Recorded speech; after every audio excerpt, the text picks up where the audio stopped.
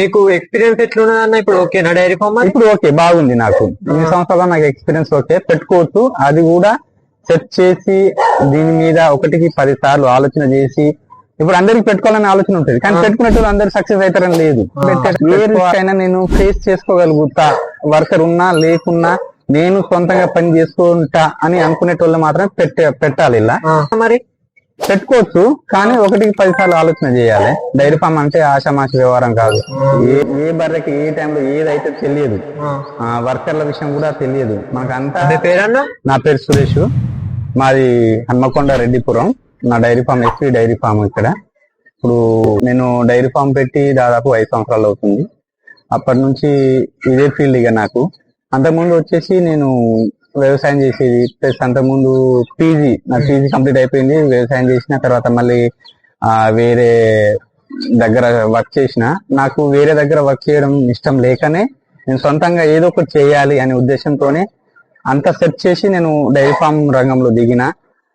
నేను దిగి 5 సంవత్సరాలు అవుతుంది. ఫస్ట్ స్టార్టింగ్ వచ్చేసి 2 బర్రెలతో స్టార్ట్ చేసిన. దాని తర్వాత 2 బర్రెల నుంచి ఒక్కొక్క బర్రె 2, 3, 5, 8, దాని తర్వాత పిఎంఈజీపీ లోన్ తోని మళ్ళీ 10 బర్రెలు ఒక్కసారి 10 లక్షలు తీసుకొచ్చి 10 బర్రెలు ఒక్కసారి తీసుకున్నాను. దాని తర్వాత ఇలాగా కంటిన్యూస్ గా ఇప్పుడు 5 years వరకు నాకు 30 బర్రెలు అయినాయి. ప్లస్ అప్పటి నుంచి వచ్చిన దూడలు కూడా నాకు దూడలు పోయి ఇప్పుడు గేదెలు కూడా అయినాయి. నాకు రోజు డైలీ వచ్చేసి ఇప్పుడు ప్రస్తుతానికి 50-60 లీటర్లు పొద్దున, 50-60 లీటర్లు సాయంత్రం అవుతుంది. అప్రాక్సిమేట్లీ గా నాకు రోజుకు 100 నుంచి 120 లీటర్లు పాలు అవుతుంది. నేను డెలివరీ అంతా వచ్చేసి నేను హోమ్ డెలివరీ చేసుకుంటా. ఇక్కడ కూడా హోల్సేల్ ఎవరికి. రోగాలు వస్తే ఎట్లా? వీటికి రోగాలు వచ్చినప్పుడు మనకు అందుబాటులో గోపాల్ మిత్ర ఉంటాడు. మనకు అందుబాటులో గోపాల్ మిత్ర, రాయేష్ అని, ప్లస్ మనకు వెటర్నరీ డాక్టర్ ఉంటారు యాకూబ్ రెడ్డి సార్ అని. మనకు ఆయన చాలా టచ్ లో ఉంటారు. ఏ టైంలో అయినా ఫోన్ చేసినా కానీ వాళ్ళు ఆన్ ది స్పాట్ లో రెస్పాన్స్ అయ్యి మనకు అందుబాటులోనే ఉంటారు. ఇప్పుడు ఎన్ని బర్రెలు ఉన్నాయన్న? ఇప్పుడు 30 బర్రెల వరకు ఉన్నాయి మనకి. మీరు బీఆర్ఓ పెట్టుకున్నారా లేకపోతే? ఉంటాడు, ఒక వర్కర్ ఉంటాడు. ఎప్పటికీ ఒక వర్కర్ ఉంటాడు. ఎప్పుడైనా మళ్ళీ వర్క్ ఎక్కువ అయినప్పుడు మనం అడిషనల్ గా ఒక వర్కర్ ని పెట్టుకుంటాం, టెంపరీకి పెట్టుకుంటాం. ఇప్పుడు చాలా మంది ఫామ్లలో బీఆర్ వర్కర్లు చెప్పకుండా పోతారా అని అంటారు కదా అన్న, మీరు ఏం చెప్తారన్న దాని గురించి? దానికి ఏంటంటే ఫస్ట్ డైరీ ఫామ్ పెట్టేటప్పుడు ఏంటంటే ఏ రిస్క్ అయినా నేను ఫేస్ చేసుకోగలుగుతా, వర్కర్ ఉన్నా లేకున్నా నేను సొంతంగా పని చేసుకుంటా అని అనుకునేటోళ్ళు మాత్రం పెట్టాలి. ఇలా ఇప్పుడు సడన్ గా పాలు పిండడం రాదు, ఏమీ రాదు, డైరీ ఫామ్ పెట్టినావు, సరే ఒక వర్కర్ వచ్చి పెట్టినావు, ఆ వర్కర్ కి నీకును వర్కర్ కి మధ్య ఏదైనా గ్యాప్ డిస్టెన్స్ ఏమైనా వచ్చినా గానీ వాడు వెళ్ళిపోయింది అనుకో, నీ మీద పడుతుంది. ఆ టైంలో నువ్వు పని చేసుకునేటట్టు ఉండాలి. లేదు మళ్ళీ నాకు ఆన్ ది స్పాట్ లో బీఆర్ వర్కర్ దొరకరు అసలే. అట్లా మనం ఓన్ గా పని చేసుకునేటట్టు ఉంటేనే పెట్టుకోవాలి.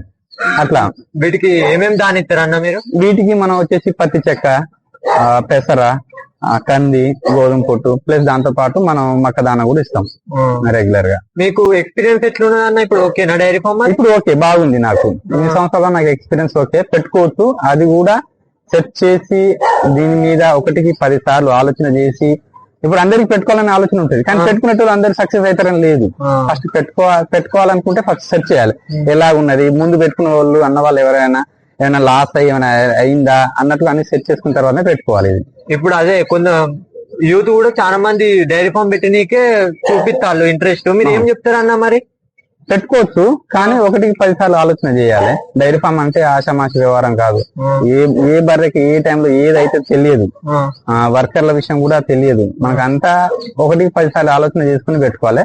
డైరీ ఫామ్ పెట్టుకుంటే ఏంటంటే ఓకే చేసుకుంటే బాగానే ఉంటుంది, మొత్తానికి అయితే బాగానే ఉంటది, కానీ హార్డ్ వర్క్ ఉంటది. ఇలా ఇది మనం బయట జనరల్ గా పని చేసి వచ్చినట్టుగా కాదు. ఇది ఆన్ ది 24 hours మనం వీటిని అబ్జర్వ్ చేస్తూ ఉండాలి. ఏ టైంలో ఏ బర్రెకి ఏమైతుంది, డెలివరీ వచ్చినప్పుడు బర్రెకి ఏమైనా ముందు అవుతుందా, డెలివరీ అయిన తర్వాత దూడలకి ఏమైనా అవుతుందా అన్ని చూస్తూ గమనిస్తూ ఉండాలి. ఇలా మీరు బిజినెస్ పెట్టి ఒక 5 years అవుతుంది కదా, మీరు ఏమేమి ఇబ్బందులు ఫేస్ చేసిల్లన్నా? ఏమేమి ఇబ్బందులు వచ్చేసి కొన్ని దూడలు చచ్చిపోతుంటాయి. ఆ టైంలో బర్రెలు పాలు సరిగ్గా ఇవ్వవు మనకి ఆన్ ది స్పాట్ లో. వాటికి కొంచెం పాలలకు తీసుకురావడానికి కొన్ని రోజులు మనం వాటికి దానా ఇచ్చుకుంటూ వాటిని మెల్లమెల్లగా అట్లా చేసుకుంటూ రావాలి. మళ్ళీ ఇట్లా కొన్ని రోగాలు వస్తుంటాయి గాలికుంటూ, అవి ఇవి మనం వాటికి సరైన టైంలో టీకాలు ఎత్తించుకుంటూ ఉండాలి. ఈ విధంగా చేసుకుంటే బాగానే ఉంటుంది. వీటికి ఒక్కరోజు ఫుడ్ ఏం పెడతారు అన్న? ఒక్కరోజు పొద్దున వచ్చేసి మేము పొద్దున లేవగానే పెండ తీసేస్తాం, పెండ గుంజేసి పెండ గంపలలో వేసేసి బర్రెలు నీట్ గా కడిగేస్తాం. కడిగిన వెంటనే వాటికి దానా ఇస్తాం. మనం దానా ఇచ్చినాక పాలకు కూర్చుంటాం. మనం దాన్ని తింటూ ఉంటే మనం పాలు పిండుకుంటాం. దాని తర్వాత వచ్చేసి మరి ఒకసారి బర్రెలను కడిగేసి మళ్ళీ గడ్డి వేసేస్తాం, వరి గడ్డి వేసేస్తాం. దాని తర్వాత వరి గడ్డి అయిపోయిన తర్వాత మళ్ళీ 10-11 గంటల కల్లా నేను పాలు డెలివరీ చేసి రాగానే నేను మా వర్కర్ ఇద్దరం పోయి చేనులో పోయి సూపర్ నేచర్ గడ్డి ఉంటుంది, మనకి ఎకరన్నర ఉన్నది, ఆ గడ్డి తీసుకుని వస్తాం, ఇద్దరం కోసుకొస్తాం. తర్వాత ఇద్దరం కలిసి కుట్టి కొడతాం. వరి గడ్డి మిక్స్ చేసి సూపర్ నేచర్ గడ్డి కుట్టి కొట్టి వాడు మళ్ళీ సాయంత్రం 3 గంటలు 4 గంటల నుంచి వాడు కుట్టి వేసుకుంటాడు, మళ్ళీ దానిపైన దాన వేసుకుంటాడు, మళ్ళీ సాయంత్రం యాసిడ్గా పెండ గుంజుడు, బర్రెలు కడుగుడు, సేమ్ పాలు పిండుకుంటాం ఇక. ఇప్పుడు మీరు ఫ్యూచర్ లో ఇంకా దీన్ని ఎక్స్పాండ్ చేద్దాం అనుకుంటారా? అవును, చేద్దాం. బిజినెస్ అయితే బాగుంది, బిజినెస్ బాగున్నప్పుడు చేస్తేనే బెటర్ కదా, ఎక్కడితోనే ఆగొద్దు. వన్ లైన్ దొరికిందంటే అది వెళ్తూనే ఉండాలి. ఇప్పుడు ఎన్ని బర్రెలు ఉన్నాయి, మీరు ఇంకా ఫ్యూచర్ లో ఎన్ని బర్రెలు చేస్తారన్న? ప్రస్తుతానికి అయితే 30 ఉన్నాయి. నా దూడలు కూడా గేదెలు అయినాయి ప్రస్తుతానికి. ఇంకా కొన్ని పెంచుకుంటాయి, ఇక మనకు డిమాండ్ ని బట్టి పెంచుకోవాలి. ఒకసారిగా మనం పెంచుకోవడం కాదు, డిమాండ్, మన పాల డిమాండ్ ని బట్టి మెల్లమెల్లగా పెంచుకుంటూ పోవాలి. ఇప్పుడు మీరు రోజు ఒక 60 లీటర్లు అట్లా అమ్ముతారు కదా, పోటీ ఉన్నదా అన్న మార్కెట్ లో? పాలు ఉన్నది, ఖచ్చితంగా పోటీ అయితే నడుస్తుంది. కానీ ఎంత పోటీ నచ్చినా గానీ పాలు అనేది అన్న సేల్ అవుతూనే ఉంటుంది. పాలు ఎప్పుడు కూడా ఆగవు. ఆగినా గానీ మనం ఏదో ఒక రూపంలో, పన్నీర్ రూపంలోనో లేదంటే నెయ్యి రూపంలోనో ఏదో ఒక రూపంలో మనం సేల్ చేసుకోవచ్చు అట్లా.